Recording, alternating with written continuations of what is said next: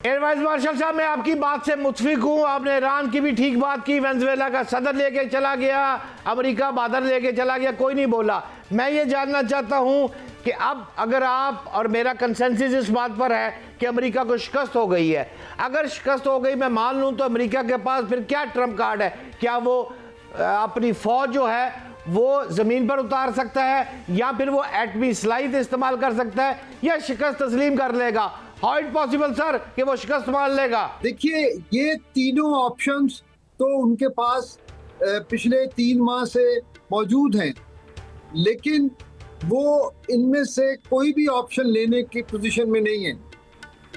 ना वो अपने फौजी जमीन पे उतार के वो इतना बड़ा नुकसान करने का रिस्क ले सकते हैं, ना ही आज की दुनिया में एटॉमिक अटैक कोई ऑप्शन है, और ना ही वो अपनी सोल सुपर पावर होते हुए वो कैसे अपनी शिकस्त को बरमला तस्लीम करने। तो ये उन्होंने फ्लेक्सिबिलिटी बहुत दिखाई है। जो MOU हुआ उसके तो 14 के 14 निकात अमेरिकन शिकस्त को मैनिफेस्ट कर रहे थे और ईरान की फतह को तस्लीम कर रहे थे। लेकिन मैं ये समझता हूँ कि थोड़ी ईरान ने भी ज्यादती की कि उन्होंने इस पे ऊपर बड़ा सख्त स्टांस लिया, और उन्होंने शायद ये सोच की गुमान कर लिया कि अब वो अमेरिका को घुटने टेकने पे मजबूर कर सकते हैं। लेकिन ग्राउंड रियलिटी ज़रा इससे मुख्तलिफ है। यही वजह है कि अब ये मामला जो है ना जंग है और ना अमन है, ये दरमियान में एक स्टेलमेट कैफियत में हम जो है उलझ के रह गए। अब होगा क्या हजूर, आप मुझे ये बताएं फिर। बट साहब, ये ऐसे ही चलता रहेगा। कभी सीज फायर की खिलाफ वर्जियां होंगी, बयानबाजी होगी, और फिर अमन की कोशिशें और काविशें होती रहेंगी, और ये इसी तरह पे मेरा ख्याल है कुछ अर्सा काम करते रहेंगे। एयर वाइस मार्शल साहब, अमेरिका अब अड्डे ख़त्म करके जा रहा है। वो ये मुआहिदा, अब जो 3 ममालिक का मुआहिदा है, बाज़ार ये नज़र आ रहा है कि हम सब लोग इन मशरक़ वस्ता की हिफाजत पर मामूर हो गए हैं। लेकिन एक नया चूरन बेच रहा है अमेरिका। वो कहता है कि ये तमाम मुआहिदे जो हो रहे हैं, तमाम ममालिक इकट्ठे हो रहे हैं, एक पर हमला, सब पर हमला, वे मेरी आशीर बात से हो रहा है। ये वो अपनी आवाम को कह रहा है। क्या आप समझते हैं कि ये सब कुछ वाकई अमेरिका की हेल्प से हो रहा है? अच्छा बट साहब, देखिए, मैं थोड़े है ना माजरत के साथ आपकी पहले स्टेटमेंट से थोड़ा सा इख्तलाफ करूंगा। अमेरिका अभी कहीं जा नहीं रहा। अमेरिका इतनी जल्दी इस खित्ते से नहीं जाएगा। जैसे कि हमने प्रोग्राम के शुरू में बात की कि इस खित्ते के एनर्जी के रिसोर्सेज को अमेरिका कभी भी जो है अपनी दस्तरस से बाहर नहीं होना चाहेगा। फिर अमेरिका की यहाँ से विड्रॉल का मकसद ये है कि अमेरिका अपने सबसे करीबी हलीफ इजराइल को मुस्लिम दुनिया के रहमो करम पे छोड़ देगा। ये मुमकिन ही नहीं है। अब आ जाए इत्तेहाद की बात। तो इत्तेहाद की जो बात है उसमें ये जो मफरूज़ा है, इसके लिए इस पर बहुत सारे मुबस्सरीन जो हैं वो इस नैरेटिव को बयान कर रहे हैं। सिर्फ प्रेसिडेंट ट्रंप ही नहीं है, और उसकी एक सीधी सी वजह ये बनती है कि इसमें शामिल तीनों ममालिक जो हैं वो अमेरिका के इस वक्त करीबी हलीफ हैं। तो वो अमेरिका को नाराज करते हुए कोई ऐसा इत्तेहाद नहीं बना सकते। तो इस बयानिए से इनडायरेक्टली ये चीज जो है उसको थोड़ी तकवीत मिलती है। और फिर आप देखिए कि अमेरिका ने इस मुआहदे को कहीं अपोज भी नहीं किया,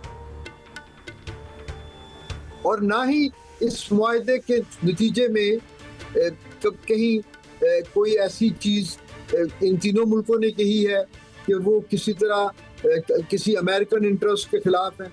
ये मुआहदा तो देखिए एक डेटरेंस क्रिएट की गई है, और हमला करने के बारे में बात हो रही है कि इन मुल्कों पे हमला होगा तो क्या होगा। तो इन तीनों मुल्कों पे अमेरिका तो कभी भी हमला नहीं किया आज तक और ना करेगा। तो इसलिए ये मफरूज़ा जो है ये अगर सच ना भी हो तो इनडायरेक्टली इसमें से कि कई बातें जो हैं वो अपने हर कोई एनालिस्ट अपने मतलब का इससे मानी निकाल सकते। बिल्कुल सही कह रहे हैं जाज साहब। चले एक दफ़ा फिर हम ईरान और अमेरिका पर ही आते हैं। तो जो मुज़ाकरात की नाकामी की जो वजह है वो आपके नज़दीक क्या है? क्या ये अमेरिका की सख्त शराइत है या फिर ईरान का अपने मौक़िफ़ पर डटे रहना? क्यों नहीं कोई बीच का हल निकल पा रहा अभी तक?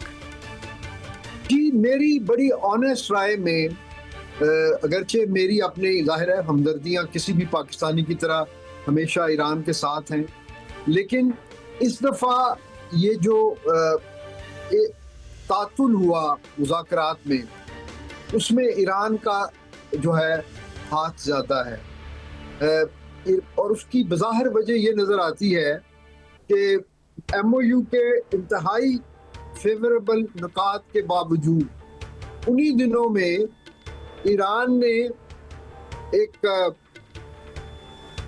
अनडिजायरेबल या अवॉइडेबल एक उन्होंने रेड की ओमानी साइड से आबना हुर्मुज़ में गुजरने वाले वेसल्स पे, और उसमें एक वेसल इवन एक इंतहाई जिम्मेदार मुल्क जो मेडिएशन का भी हिस्सा है कतर का था। अच्छा, बस और एक कल हमने देखा 14 अगस्त का पूरे मुल्क में जश्न मनाया गया। एक इवेंट भी हुआ जहां पे सदर साहब, वज़ीर आज़म, फील्ड मार्शल साहब, और वहां पे इंटरेस्टिंग ये था कि बहुत सारे आर्मी चीफ भी मौजूद थे, कियानी साहब भी मौजूद थे। तो आपके नज़र में उस इवेंट में किस मौज़ूओं पे बात हुई होगी? अगर आप वो थोड़ा सा हमें इंसाइट दे दें तो थैंक यू। देखिए, कल की जो तकरीब हुई, एक तो वो हमारी जश्न आज़ादी की 79वीं सालगिरह थी, और दूसरे जिस जगह पे ये तकरीब हुई वो यादगार फतह के नाम से एक नई मोनूमेंट इस्लामाबाद में बनाई गई है। वो मोनूमेंट जो है वो सिंबलाइज करती है कि पाकिस्तानी कौम और पाकिस्तान की मुसल्लह अफवाज ने मिलकर जिस तरह पाकिस्तान की आज़ादी का तहफ़्फ़ुज़ किया, वो उस अहद की तजदीद है, और उस अहद की तजदीद का दिन है कि हम अपनी आज़ादी के लिए यकजान हैं और हम किसी कुर्बानी से दरेग नहीं करेंगे। तो उसमें जो हमारे अकाबरीन हैं, सदर ममलिकत हैं, वज़ीर आज़म हैं, चीफ ऑफ डिफेंस स्टाफ हैं, मुख्तलिफ मौजूदा और रिटायर्ड चीफ्स आपने कहा, तो ये सब लोग यकीनन उस निज़ाम का हिस्सा है और रिप्रेजेंट करते हैं पाकिस्तान की स्टेट को, या माजी में अपने इन अहम ओहदों में फाइज रहे हैं। तो इनका इकट्ठे होना भी एक यकजहती की अलामत है।